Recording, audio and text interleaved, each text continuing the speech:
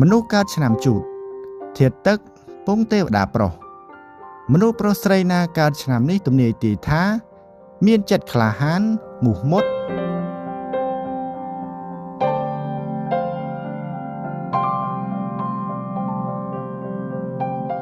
ហ៊ានសម្រេចកិច្ចការងារអ្វីៗដោយខ្លួនឯងមិនចាំបាច់ពឹងពាក់អ្នកដទៃតែបើធ្វើគុណនឹងគេច្រើនបានទោសមកវិញ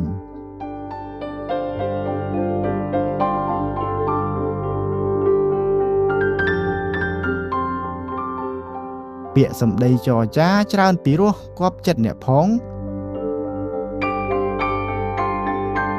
ចំណេះដឹងគួរសមអាចប្រើការបានបើធ្វើដំណើរទៅណាមកណាមានមិត្តចោមរោមកកកបើធ្វើ